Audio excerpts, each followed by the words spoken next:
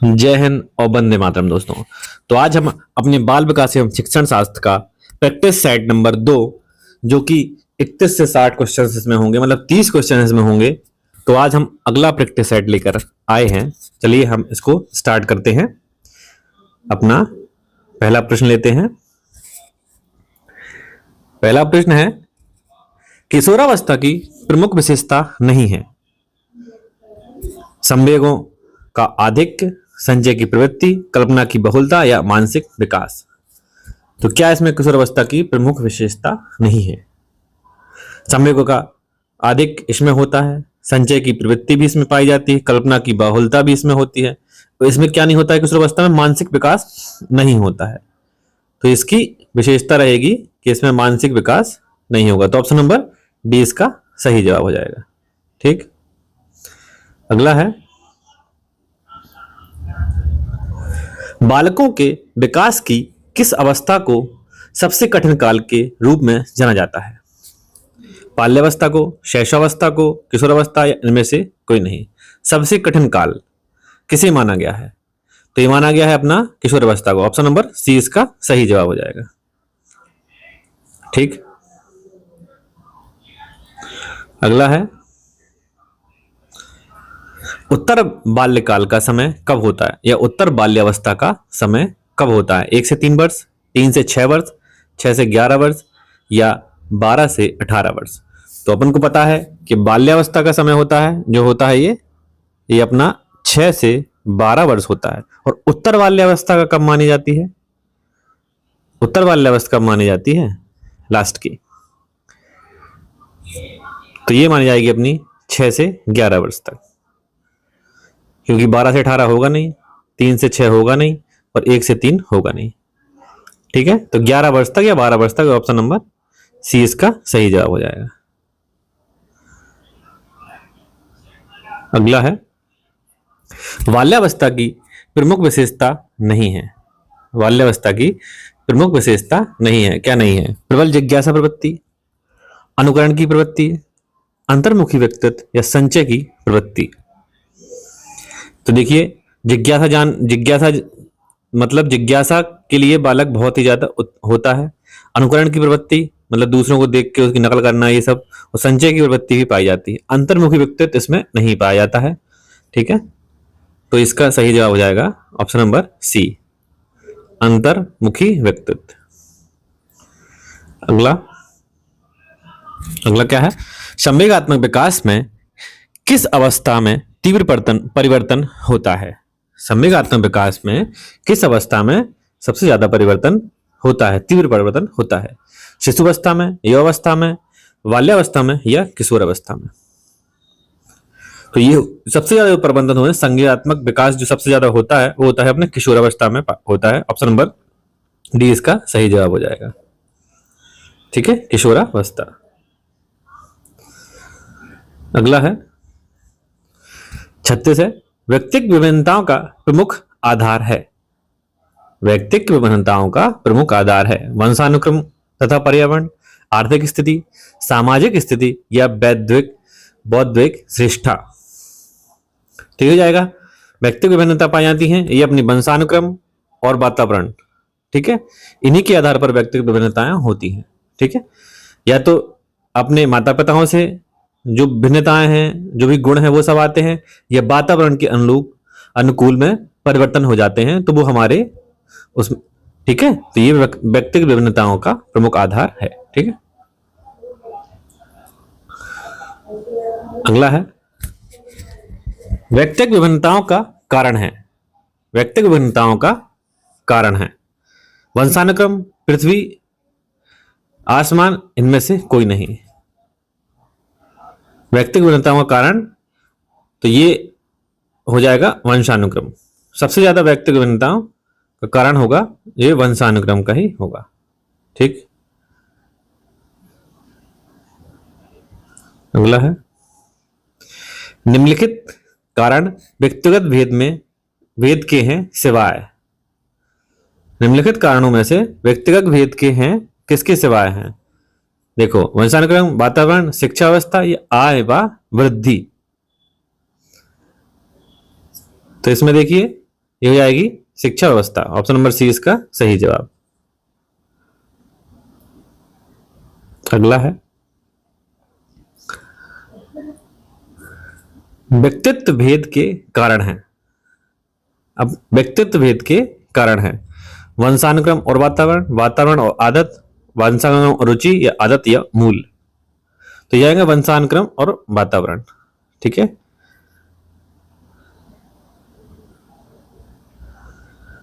व्यक्तिगत भेद का यह कारण नहीं है। वातावरण, जनसंख्या वृद्धि, जाति या यौन भेद क्या नहीं है? तो ये जनसंख्या वृद्धि का इसमें कोई महत्व नहीं है, कोई इसका कोई कारण नहीं है। वातावरण तो होता ही है, उसकी जाति भी वातावरण में आ जाती है, यौन भेद मतलब ये वंशानुक्रम में आ जाता है। ठीक, तो ऑप्शन नंबर बी इसका सही जवाब हो जाएगा।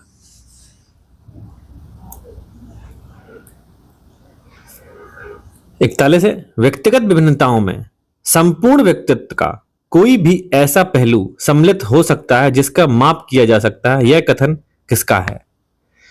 किसका है? फिर से सुन लीजिए। व्यक्तिगत विभिन्नताओं में संपूर्ण व्यक्तित्व का कोई भी ऐसा पहलू सम्मिलित हो सकता है जिसका माप किया जा सकता है। यह कथन किसका है? स्किनर का, टायलर का, क्रो एंड क्रो का, या गाल्टर का? ये हो जाएगा अपना, स्किनर साहब ने ये दिया था। ऑप्शन नंबर ए इसका सही जवाब हो जाएगा।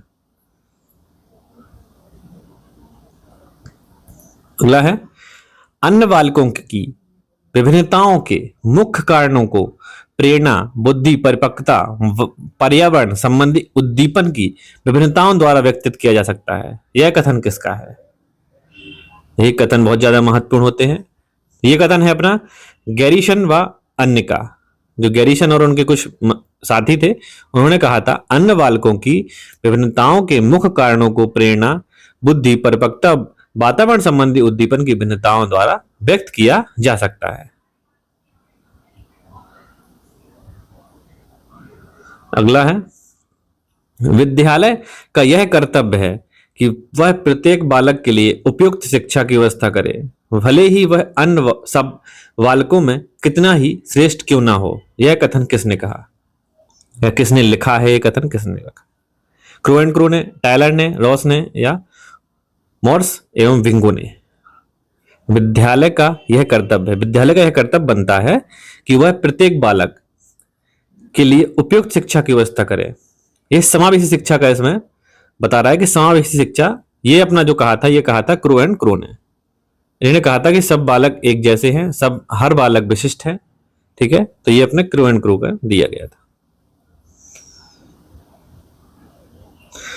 असमान व्यक्तित्व वाले बालक होते हैं प्रतिभाशाली, पिछड़े, विकलांग या समस्यात्मक। ये पूछ रहा है असमान व्यक्तित्व वाले बालक होते हैं कौन? क्या होते हैं? प्रतिभाशाली होते हैं असमान व्यक्तित्व वाले बालक। ऑप्शन नंबर ए इसका सही जवाब हो जाएगा। 45 है, क्या कह रहा है? भय अनेक बालकों की झूठी बातों का मूल कारण होता है। जो भय होता है, जो डर होता है, वो अनेक बालकों की झूठी बातों का मूल कारण होता है। यह कथन निम्नलिखित में से किस मनोवैज्ञानिक का है? स्टैंग का है, स्किनर का, वैलेंटाइन, या क्रो एंड क्रो का? तो ये हो जाता है स्टैंग साहब का। ऑप्शन नंबर ए इसका सही जवाब जाए। इन्होंने कहा था भय जो अनेक बालकों की झूठी बातों का मूल कारण है। स्टैंग साहब ने ये कहा था। अगला है इड, ईगो एवं सुपर ईगो को मानव की संरचना का अभिन्न अंग, भाग या मानते हैं। यह किसने कहा था? तो ये नन, फ्राइड, स्किनर या ड्यूबी ने? तो ये इड, ईगो, सुपर ईगो होता है जो अपने ये सिगमंड फ्राइड ने दिया था। तो इनका ऑप्शन नंबर बी इसका सही हो जाएगा। फ्राइड, सिगमंड फ्राइड थे। ठीक है, अगला है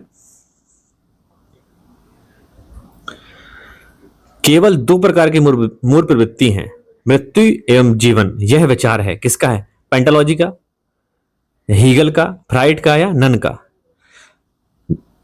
बालक में सिर्फ दो प्रकार की मूल प्रवृत्ति होती हैं, मृत्यु और जीवन। यह किसने कहा था? तो यह कहा था अपने फ्राइड साहब ने, Sigmund Freud. Option number B इसका सही जवाब। ऑप्शन नंबर सी इसका सही जवाब। 48 है रुचियों मूल प्रवृत्तियों एवं स्वाभाविक संयोगों का स्वस्थ विकास हो सकता है यदि, स्वस्थ विकास कब हो सकता है यदि पूछ रहा है, माता पिता शिक्षित हो, बालक का स्वास्थ्य अच्छा हो, वंशानुक्रम स्वस्थ हो, वातावरण जिसमें वह रहता हो वो स्वस्थ हो। बताइए क्या? तो इसमें हो जाएगा ऑप्शन नंबर डी इसका सही जवाब।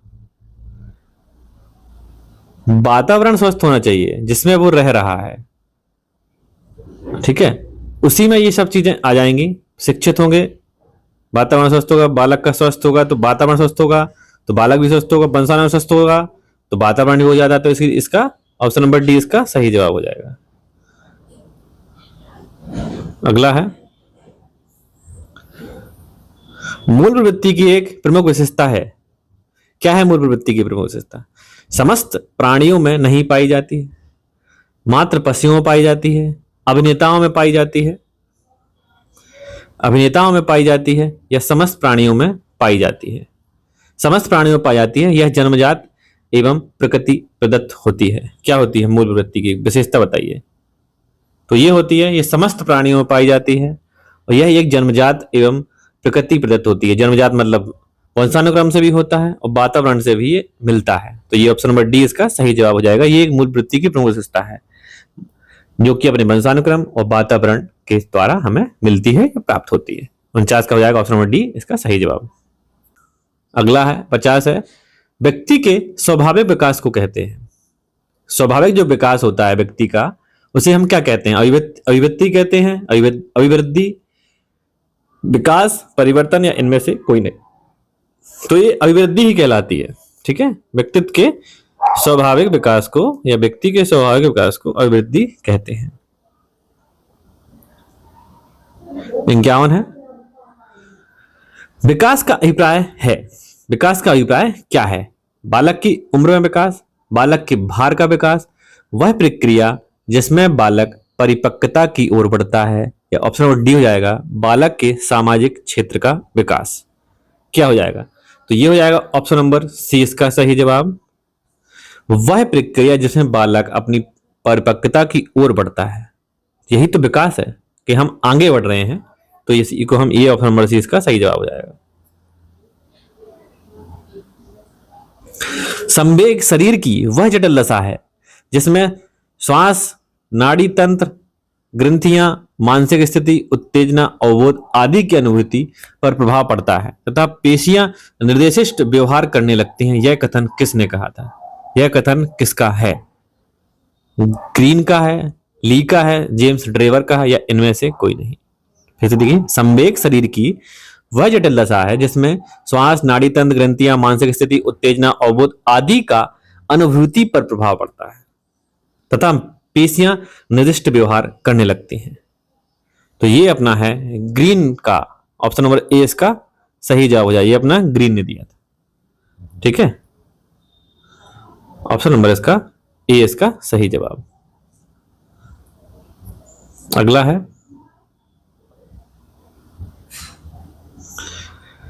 53, वातावरण में सब बाह्य तत्व आ जाते हैं जिन्होंने व्यक्ति को आरंभ करने के समय में प्रभावित किया है। यह परिभाषा किसने दी है? वुडवर्थ की है, नन की है, ड्यूबी की है, स्किनर की है। वातावरण में सब तत्व मतलब बाहर से आ जाते हैं जिन्होंने व्यक्ति को आरंभ करने के समय भी प्रभावित किया था। तो ये अपने वुडवर्थ साहब ने दिया था। तो ऑप्शन नंबर इसका ए इसका सही जवाब हो जाएगा। ये वुडवर्थ साहब की परिभाषा है। 54 क्या कहती है? विकास के परिणाम स्वरूप व्यक्ति में नवीन विशेषता और नवीन योग्यताएं प्रकट होती हैं। यह कथन किसका है? विकास के परिणाम स्वरूप व्यक्ति में नवीन विशेषताओं और नवीन योग्यताओं का प्रकट होना, यह कथन किसका है? हरलॉक का है, मेरिडिस का है, गैसेल का है या नन का है? तो ये है अपने हरलॉक साहब ने कहा था। ऑप्शन नंबर इसका ए इसका सही जवाब हो जाएगा कि विकास के परिणाम स्वरूप व्यक्ति में नवीन विशेषताएं और नवीन योग्यताएं प्रकट हो जाती है। अगला है, ये अपना 55 है। अपन 60 प्रश्न में करेंगे, ठीक है। शैक्षिक दृष्टि से बालक विकास की अवस्थाएं हैं। शैक्षिक दृष्टि से बालक की विकास की अवस्था शैशवावस्था, बाल्यावस्था, किशोरावस्था या ये तीनों। तो ये हो जाएगा ऑप्शन नंबर डी इसका सही जवाब। ये तीनों ही होती हैं, शैशवावस्था भी होती है, बाल्यावस्था भी होती है और शैशवावस्था वो किशोरावस्था भी होती है। हलवा सवाल। शैशवावस्था की प्रमुख मनोवैज्ञानिक विशेषता क्या है? सामाजिक व्यवहार, मूल प्रवृत्त्यात्मक व्यवहार, अनुकरणात्मक व्यवहार या धार्मिक व्यवहार। शैशवावस्था की पूछ रहा है। देखिए, सामाजिक व्यवहार कुछ नहीं होता है, वो शैशवावस्था में कोई सामाजिक अनुकरण द्वारा बाल्यावस्था में सीखता है। धार्मिक व्यवहार इसमें ये लास्ट बाल्यावस्था में या किशोरावस्था में कह सकते हैं। मूल प्रवृत्त्यात्मक व्यवहार होता है जो ये हो जाता है शैशवावस्था में। तो ऑप्शन नंबर बी इसका सही जवाब हो जाएगा। ठीक, 57 प्रश्न देखेंगे हम। शैशवावस्था में सीखने की प्रक्रिया का स्वरूप होता है। सीखने की प्रक्रिया धीरे धीरे चलती है। सीखने की प्रक्रिया बिल्कुल नहीं होती है। सीखने की प्रक्रिया तीव्रता होती है, तीव्र गति से होती है। शिशु जो कुछ सीखता है शीघ्र भूल जाता है। शैशवावस्था में बताइए ये शैशवावस्था क्या है? इसमें सीखने की जो प्रक्रिया है वो सबसे अधिक होती है। ऑप्शन नंबर सी इसका सही जवाब जाएगा। इसी में बालक के मस्तिष्क का विकास 90% हो जाता है। 90% इसमें बालक का जो विकास हो जाता है वो इसी अवस्था में, शैशवावस्था में हो जाता है। तो सही जवाब जाएगा सीखने की प्रक्रिया में तीव्रता होती है, सबसे तीव्र गति से मतलब बालक के मस्तिष्क का विकास हो जाता है। ठीक है, अगला है, इसमें पूछ रहा है बाल्यावस्था का समय है। बाल्यावस्था का जन्म से 5 वर्ष, 4 से 8 वर्ष, 12 से 18 या 5 से 12 या 6 से 12 वर्ष तक हो जाएगा। ऑप्शन नंबर डी इसका सही जवाब।